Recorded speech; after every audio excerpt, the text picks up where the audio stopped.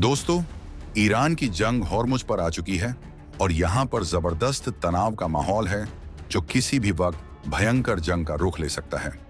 वही एक और युद्ध शुरू होने वाला है और वो इजराइल और तुर्की के बीच। जी हां, सोमालीलैंड की उसी तपती जमीन पर जहां इजराइल और तुर्की के बीच एक भीषण टकराव की पूरी स्क्रिप्ट लिखी जा चुकी है। और इसी बीच भारत ने एक ऐसा कदम बढ़ा दिया है जिसके बारे में दुनिया के बड़े बड़े डिफेंस एक्सपर्ट्स ने सोचा भी नहीं था।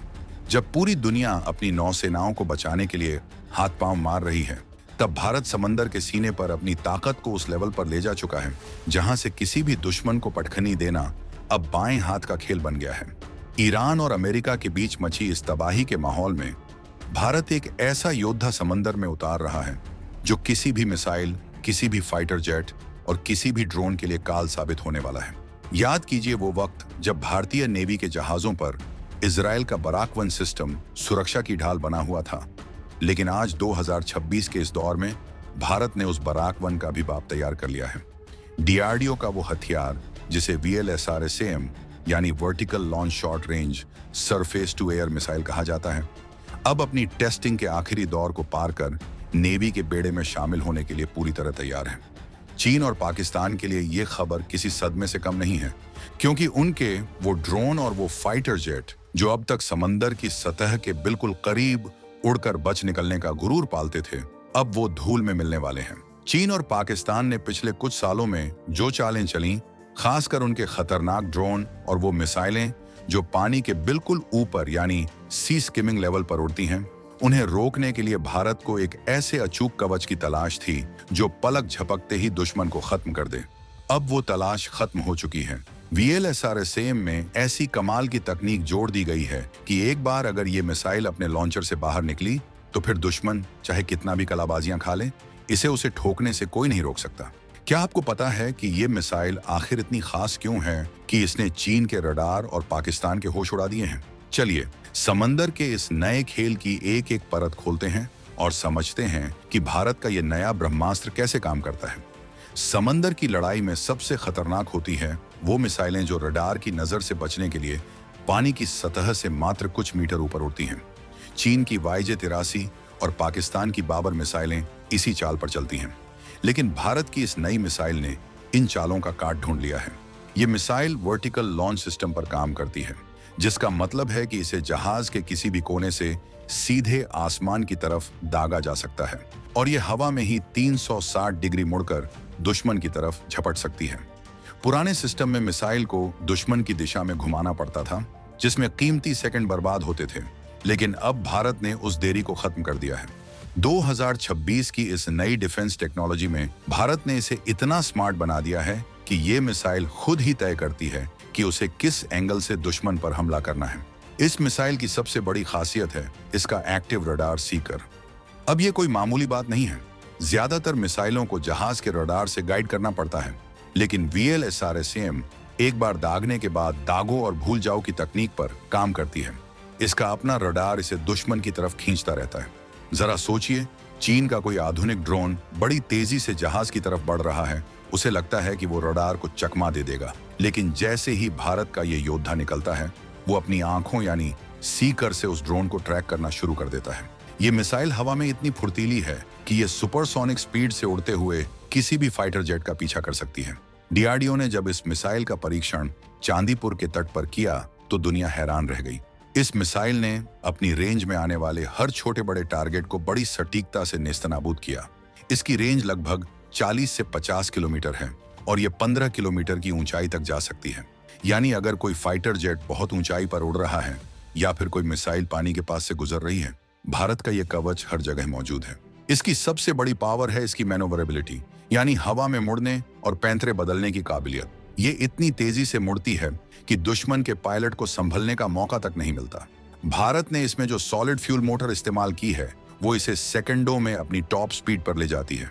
अब बात करते हैं उस असल खतरे की जो हमें चीन और पाकिस्तान से है। चीन लगातार अपने एयरक्राफ्ट कैरियर्स की संख्या बढ़ा रहा है और पाकिस्तान चीन से P-22P जैसे फ्रिगेट्स और खतरनाक मिसाइलें खरीद रहा है। ऐसे में भारत को एक ऐसे सिस्टम की जरूरत थी जिसे किसी भी छोटे या बड़े जहाज पर तैनात किया जा सके। VLSRSAM की डिजाइन इतनी कॉम्पैक्ट है कि इसे भारत के INS विक्रांत से लेकर छोटे कॉरवेट्स तक पर फिट किया जा सकता है। ये एक कैनिस्टर बेस्ड सिस्टम है, यानी मिसाइल हमेशा एक सील बंद डब्बे में रहती है, जिससे उसे समंदर की खारी हवा और नमी से कोई नुकसान नहीं होता और वो सालों साल बिना किसी बड़ी मेंटेनेंस के तैनात रह सकती है। भारत का ये कदम केवल एक मिसाइल का निर्माण नहीं है, बल्कि ये इजराइल और रूस जैसे देशों पर हमारी निर्भरता को खत्म करने की एक बड़ी जीत है। बराक 1 के साथ समस्या ये थी कि हमें हर छोटे कलपुर्जे के लिए दूसरे देशों की तरफ देखना पड़ता था, लेकिन अब इस स्वदेशी मिसाइल के आने के बाद भारत अपनी शर्तों पर जंग लड़ेगा। चीन की नेवी अपनी संख्या के दम पर अकड़ती है, लेकिन भारत अब अपनी क्वालिटी और स्वदेशी तकनीक के दम पर उसे जवाब दे रहा है। ये मिसाइल समंदर के उन हिस्सों में तैनात होगी जहां चीन की घुसपैठ सबसे ज्यादा है। हिंद महासागर में भारत की दादागिरी अब इस मिसाइल की वजह से एक नए मुकाम पर पहुंचने वाली है। लेकिन क्या आपने कभी सोचा है कि अगर चीन एक साथ 10 या 20 ड्रोन से हमला कर दे, जिसे स्वार्म अटैक कहते हैं, तो क्या ये मिसाइल उसे रोक पाएगी? जी हाँ, यही वो राज है जिसे DRDO ने बड़े सलीके से छुपा कर रखा था। इस मिसाइल का कंट्रोल सिस्टम इतना आधुनिक है कि ये एक साथ कई टारगेट्स को लॉक कर सकती है और एक के बाद एक कई मिसाइलें दाग कर समंदर में अभेद्य सुरक्षा घेरा बना सकती हैं। 2026 में हुए हालिया ट्रायल में यह साबित हो चुका है कि यह सिस्टम हर मौसम और हर परिस्थिति में काम करने के लिए लोहे जैसा मजबूत है। चाहे समंदर में उठती ऊंची लहरें हों या भयंकर तूफान, VLSRSAM का निशाना कभी नहीं चूकता। पाकिस्तान की नौसेना, जो अक्सर अपने मिसाइल बोट्स के दम पर भारत को गीदड़बकी देती है, उसके लिए तो ये मिसाइल एक बुरा सपना है।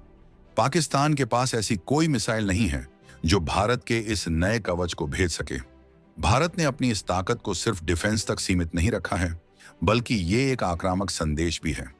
जब हम अपनी नेवी को इस तरह के हथियारों से लैस करते हैं, तो इसका मतलब है कि हम किसी भी देश की दादागिरी सहने के मूड में नहीं हैं। तुर्की और इजराइल के बीच सोमालीलैंड को लेकर जो खींचतान चल रही है, वहां भी भारत की मौजूदगी और हमारी नेवल पावर का लोहा पूरी दुनिया मान रही है। इस मिसाइल की एक और खास बात है इसका वर्टिकल लॉन्च मैकेनिज्म। आपने देखा होगा कि पुराने जहाजों पर मिसाइलें रेलिंग्स पर लगी होती थीं, जो काफी जगह घेरती थीं, लेकिन अब जहाज के डेक के नीचे से ये मिसाइलें निकलती हैं, जिससे जहाज की बनावट ऐसी रहती है कि वो दुश्मन के रडार पर जल्दी नहीं आता। इसे स्टेल्थ फीचर कहते हैं। भारत के नए युद्धपोत अब इसी तकनीक के साथ आ रहे हैं। 2026 तक भारत ने अपने ज्यादातर पुराने जहाजों को भी इस नई मिसाइल से लैस करने की योजना बना ली है। ये आत्मनिर्भर भारत की वो तस्वीर है जो दुनिया को ये बता रही है कि अब हम सिर्फ खरीदार नहीं, बल्कि बनाने वाले बन चुके हैं। DRDO और इंडियन नेवी के बीच का यह तालमेल चीन के लिए सबसे बड़ी चिंता का विषय है। चीन को लगता था कि वो अपनी मिसाइल टेक्नोलॉजी से भारत को पीछे छोड़ देगा, लेकिन भारत ने उसे उसी की भाषा में जवाब दिया है। VLSRSAM की स्पीड और इसकी मारक क्षमता ने समंदर के समीकरण बदल दिए हैं। ये मिसाइल केवल एक टुकड़ा नहीं है, बल्कि ये उन हजारों वैज्ञानिकों की मेहनत है जिन्होंने दिन रात एक करके इसे दुनिया का सबसे बेहतरीन शॉर्ट रेंज सिस्टम बनाया है। अब जब ये मिसाइल प्रोडक्शन क्लियरेंस के करीब है, तो इसका मतलब है कि बहुत जल्द हमारे दर्जनों जहाज एक ऐसी सुरक्षा कवच से लैस होंगे जिसे भेदना नामुमकिन होगा। लेकिन कहानी यहीं खत्म नहीं होती। भारत अब इसके और भी ज्यादा एडवांस वर्जन पर काम कर रहा है। क्या आप सोच सकते हैं कि अगर इस मिसाइल की रेंज और बढ़ा दी जाए तो क्या होगा? दुश्मन के जहाज अपनी सीमा में घुसने से पहले ही 100 बार सोचेंगे। भारत ने जिस तरह से अपनी नेवी को मॉडर्न बनाया है, उससे ये साफ है कि आने वाले सालों में हिंद महासागर का राजा सिर्फ और सिर्फ भारत ही रहने वाला है। अमेरिका और ईरान के बीच का यह तनाव हमें यह सिखाता है कि अपनी सुरक्षा के लिए दूसरों के भरोसे रहना मौत को दावत देना है, और भारत ने अपनी सुरक्षा की चाबी अब अपने ही हाथों में ले ली है। जब हम बात करते हैं समंदर की जंग की, तो वहां सिर्फ हथियार नहीं, बल्कि तकनीक और दिमाग की भी लड़ाई होती है। VLSRSAM में इस्तेमाल किया गया रेडियो फ्रीक्वेंसी सीकर इतना सटीक है कि ये इलेक्ट्रॉनिक जैमिंग को भी बेअसर कर देता है। दुश्मन अक्सर मिसाइलों के सिग्नल को जाम करने की कोशिश करते हैं ताकि मिसाइल अपना रास्ता भटक जाए, लेकिन भारत के इस योद्धा के पास ऐसी बुद्धि है कि वो खुद को जाम होने से बचा लेता है। ये वो लेवल है जो आज तक सिर्फ कुछ चुनिंदा देशों के पास ही था। चीन और पाकिस्तान की हर चाल का जवाब अब भारत के पास तैयार है। इस पूरी प्रक्रिया में सबसे अहम मोड़ तब आया जब इस मिसाइल के इंडक्शन की बात चली। खबर आ रही है कि प्रोडक्शन क्लियरेंस बहुत जल्द मिलने वाला है, जिसका मतलब है कि फैक्ट्रियों में ये मिसाइलें अब थोक के भाव बननी शुरू हो जाएंगी। ये भारत की इकोनॉमी के लिए भी अच्छी खबर है, क्योंकि अब हम इन मिसाइलों को उन मित्र देशों को भी एक्सपोर्ट कर पाएंगे जो अपनी नेवी की सुरक्षा चाहते हैं। भारत अब एक ग्लोबल डिफेंस हब बनने की राह पर है,